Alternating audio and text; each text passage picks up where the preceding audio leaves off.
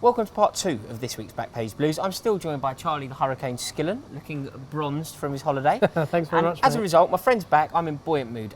What we're going to do is give you an opportunity. There's a giveaway, so stay tuned to the end. There is a giveaway, and play your cards right. You could have a nice little present.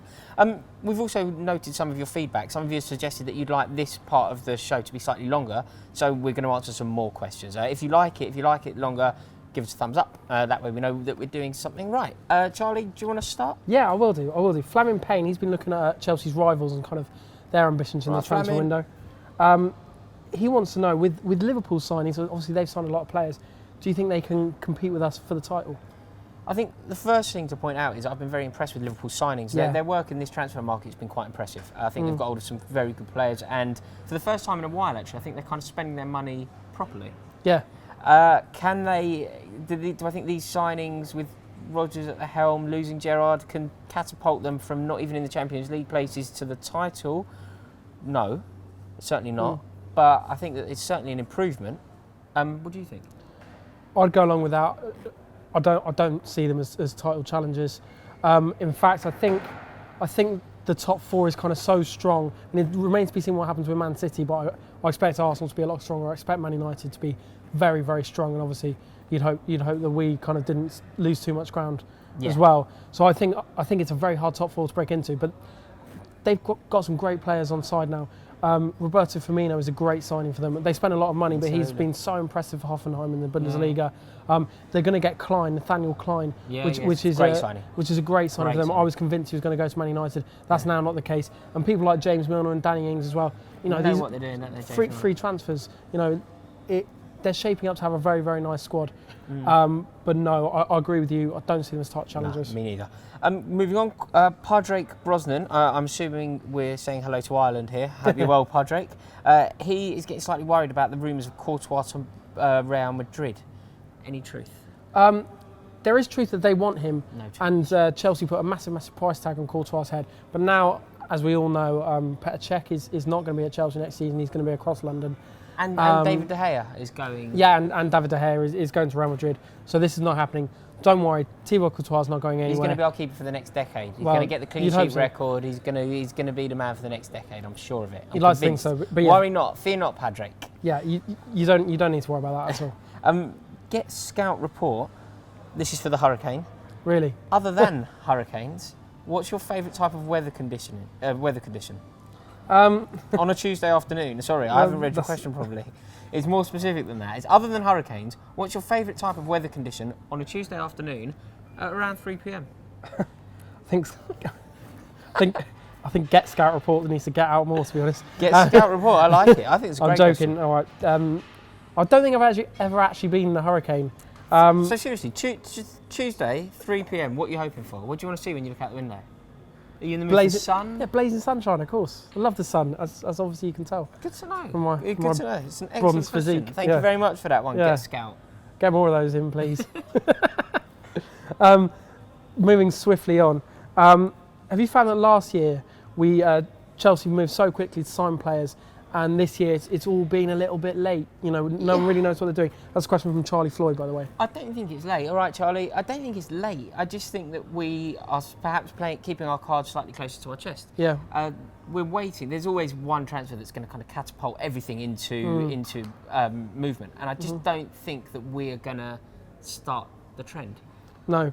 We're waiting to see what other people do, and we'll react. Well, last season we played it so well. Mourinho knew exactly what he wanted. Went out, he got Costa, he got Fabregas. It's different with the World Cup, though. That was kind of all done by this time last year, almost. I think that it has to be, though. When there's a World Cup, you have to sign players before the World Cup if you're worried that, there was always a chance. I mean, it didn't work out for Spain at all, but there was always a chance that Diego Costa was going to win the Golden Boot and his price tag would go through the roof. Yeah, of course. So you have to act slightly quicker. There's time here. There's no... And they're on holiday. The holes in the squad this time around are not nearly as clear as they were. You know, there's it was blatant to everyone that Chelsea needed a striker. It was blatant to everyone that Chelsea needed a creative midfielder. You know, we went and we did that. This time around, you know, some people want a defender. You know, we could be looking to get like a backup striker, obviously with Falcao, but it's not as clear. So I don't think Basically, I think that's the reason why Mourinho's not gone out and set his stall out. Okay. But I do think it will happen. I do think we'll see business towards the. I agree. In the coming months. I'm pretty sure it will happen. The next one is from Ryan Payne. He's worried that with Drogba leaving the club, Petr Cech set to leave. He's worried about leadership. He wants to know who's going to be captain when Terry's not in the side, and who's going to be captain when Terry retires. I don't think we can answer when Terry's not in the side. So like vice captain. I think Ivanovic.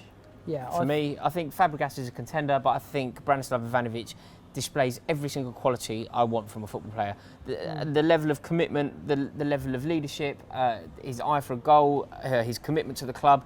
I love Branislav Ivanovic. I think he leads by example. He would be my captain every day of the week after John Terry. Yeah, I'll make you completely right, by the way. I think that it would be good, actually, to see Hazard maybe captain.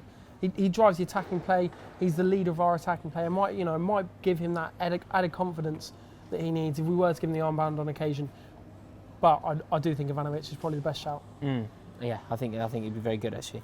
Right, Charlie, this is a great question. This is one I'm looking forward to hearing the answer from actually. Josh Bandari, he wants to know, will you tell us about your first visit to the bridge? Great question, Josh, thank you. I can, yeah. 95-96 season, we were playing Aston Villa at home and we lost 2-1. John Spencer scored for Chelsea. 95-96. And yeah, my dad took me. It was incredible. I came back and told my mum it was the best day of my life. Do you remember anything else about it? Do you remember who scored for Villa? I'm trying to pinpoint. Who would it have been? I think it's Savo Milosevic who scored for Villa. Savo, oh, my cousin. Not Ryan.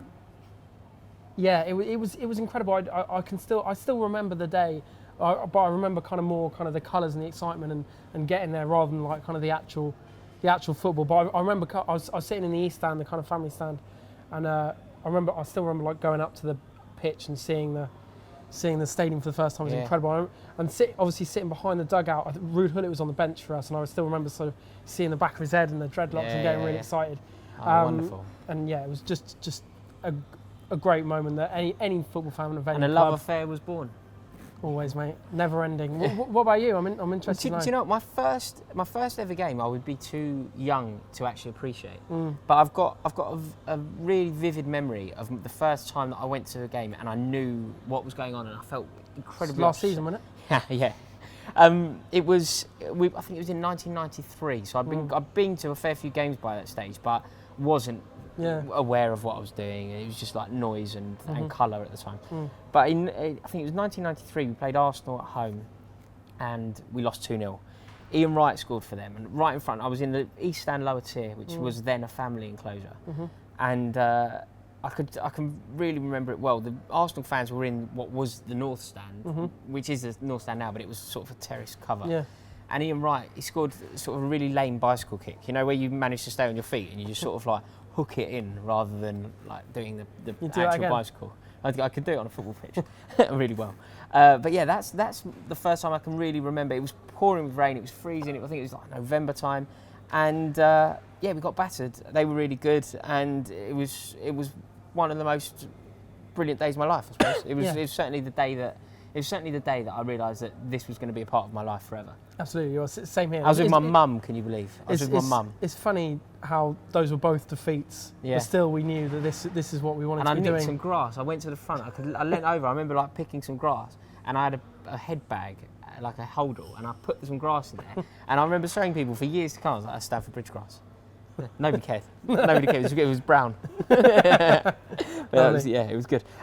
Quick question just to finish up. John Imbimbo, how are you, John?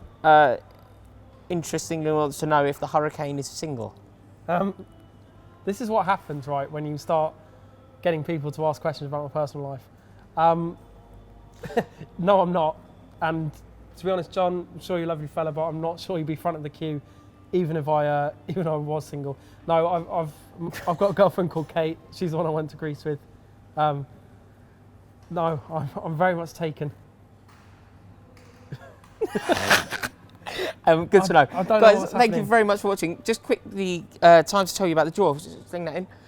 Right, if this video gets 500 comments, we're going to give this away. And if you want to a commenter, so if you want your video to be, if you want your comment to be potentially selected to receive this, you have to just do your normal comment, but write T-shirt. That way we can know who wants to be in the draw for this. And if it gets more than 500 comments, we will post this out to you. And also, not only do you get this, you will also get... Oh no! This. It's a framed picture of Charlie and I. No one wants to win that. Yeah, somebody would, surely. I mean, I'm a bit worried that you're taking it from my bedroom.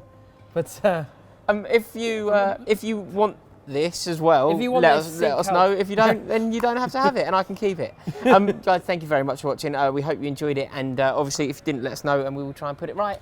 And if you haven't subscribed, please do it right now. Go on to Champions. I don't want Mikel to leave. No, Mikel's kind of sick of playing that really bit part role that certainly played last season. That said.